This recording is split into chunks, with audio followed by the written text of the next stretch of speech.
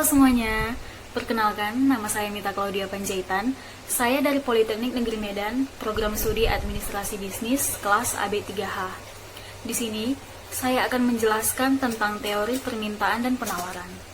Topik yang akan saya bahas yang pertama adalah pengertian permintaan dan penawaran. Yang kedua, hukum permintaan dan penawaran. Yang ketiga, faktor-faktor yang mempengaruhi permintaan dan penawaran. Yang keempat, fungsi permintaan dan penawaran. Yang kelima, contoh kasus. Yang keenam, kurva permintaan dan penawaran. Pertama, saya akan menjelaskan tentang pengertian permintaan dan penawaran. Permintaan. Teori permintaan menerangkan tentang ciri hubungan jumlah permintaan dan harga. Maka dapat disimpulkan bahwa permintaan adalah jumlah barang dan jasa yang ingin dan mampu dibeli oleh konsumen pada berbagai tingkat harga dan pada waktu tertentu. Dan yang kedua adalah penawaran. Teori penawaran menerangkan ciri hubungan antara jumlah penawaran dan harga. Maka dapat disimpulkan bahwa penawaran adalah jumlah barang atau jasa yang tersedia dan dapat dijual oleh penjual pada berbagai tingkat harga dan pada waktu tertentu. Hukum permintaan menyatakan bahwa makin rendah harga suatu barang, maka semakin banyak permintaan terhadap barang tersebut. Sebaliknya, semakin tinggi harga suatu barang, maka semakin sedikit permintaan terhadap barang tersebut. Dan hukum penawaran menyatakan bahwa makin rendah harga suatu barang, maka semakin sedikit jumlah penawaran terhadap barang tersebut. Sebaliknya, semakin tinggi harga suatu barang, maka semakin banyak jumlah penawaran terhadap barang tersebut. Selanjutnya adalah faktor-faktor yang mempengaruhi permintaan dan penawaran. Pertama adalah faktor-faktor yang mempengaruhi permintaan, yaitu pertama, harga barang itu sendiri. Kedua, harga barang lain yang terkait. Ketiga, pendapatan rumah tangga dan pendapatan rata-rata masyarakat. Keempat, corak distribusi pendapatan dalam rumah tangga. Kelima, cita rasa masyarakat. Keenam, jumlah penduduk. Dan yang terakhir adalah prediksi konsumen mengenai kondisi di masa yang akan mendatang. Selanjutnya adalah faktor-faktor yang mempengaruhi penawaran, yaitu pertama, harga barang itu sendiri. Kedua, harga barang lain yang berkaitan erat dengan barang tersebut. Ketiga, biaya untuk memperoleh faktor produksi. Keempat, tujuan perusahaan. Kelima, tingkat teknologi. Dan terakhir adalah ramalan mengenai keadaan di masa yang akan mendatang. Fungsi permintaan adalah suatu kajian matematis yang digunakan untuk menganalisis harga dan jumlah barang. Maka, kita dapat menganalisis konsumen itu dari jumlah barang dan harga dalam suatu pasar. Dan fungsi permintaan ini sangat erat kaitannya dengan hukum permintaan, yaitu makin rendah harga suatu barang, maka semakin banyak jumlah permintaan terhadap barang tersebut. Sehingga dalam kemiringan suatu fungsi permintaan, gradiennya itu selalu negatif. Rumus umum dalam mencari fungsi permintaan ini adalah sebagai berikut. QD sama dengan A dikurang BP, di mana A dan B adalah konstanta, dan di mana B harus bernilai negatif. B adalah delta QD dibagi delta PD. P adalah harga produk per unit, dan Q adalah kuantitas unit produk. Selanjutnya adalah fungsi penawaran. Fungsi penawaran adalah suatu kajian yang digunakan untuk menganalisis harga dan jumlah barang dari segi produsen. Kalau tadi fungsi permintaan dari segi konsumen, maka fungsi penawaran ini dari segi produsen. Gitu. Jadi, rumus umum dalam menentukan fungsi penawaran ini adalah QS sama dengan min A ditambah B PS, di mana A dan B adalah konstanta, di mana B harus bernilai positif. B adalah delta QS dibagi delta PS. PS adalah harga produk yang ditawarkan per unit.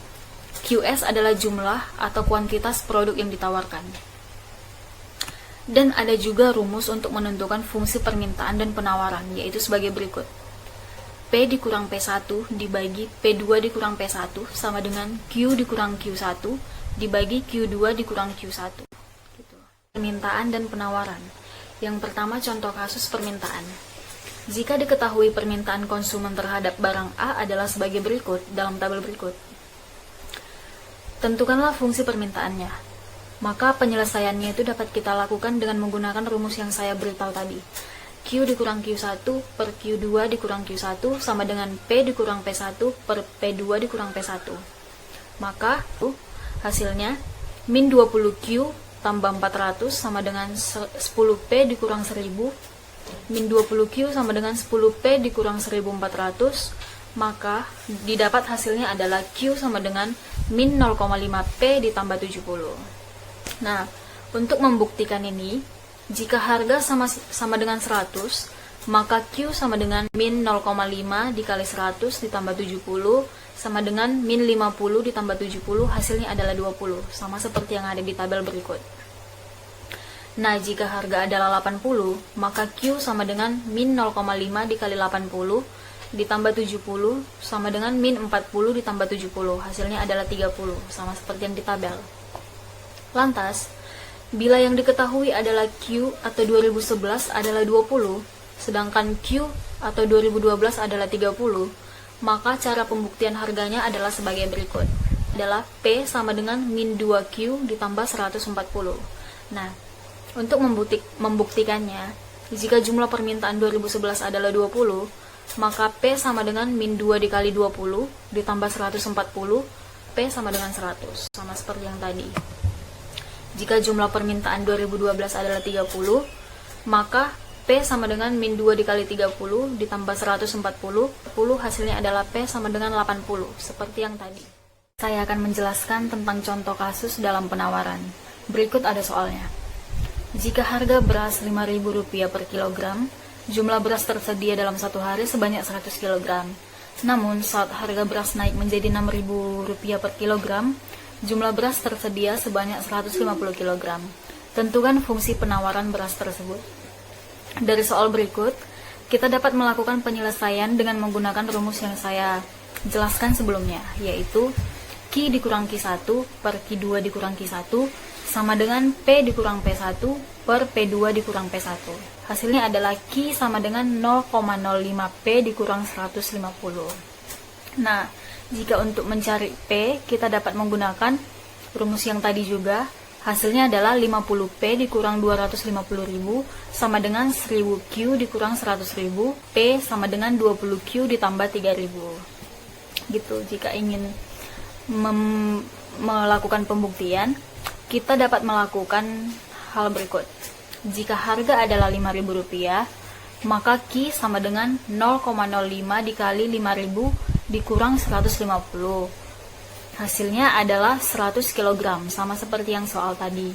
Nah, jika harganya Rp6.000, maka Q sama dengan 0,05 dikali 6.000 dikurang 150, hasilnya adalah 150 kg.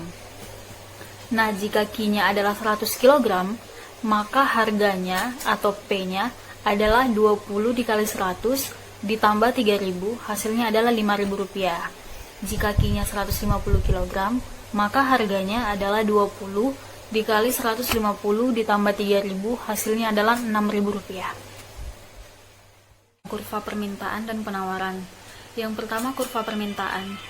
Kurva permintaan adalah kurva yang menggambarkan hubungan antara harga dan jumlah komoditas yang ingin dan dapat dibeli oleh konsumen. Gambar kurvanya bergerak dari kiri atas ke kanan bawah. Gambarnya seperti berikut. Sedangkan kurva penawaran adalah kurva yang menggambarkan hubungan antara harga dan jumlah barang yang ditawarkan. Kurvanya ini bergerak dari kiri bawah ke kanan atas. Gambarnya seperti berikut.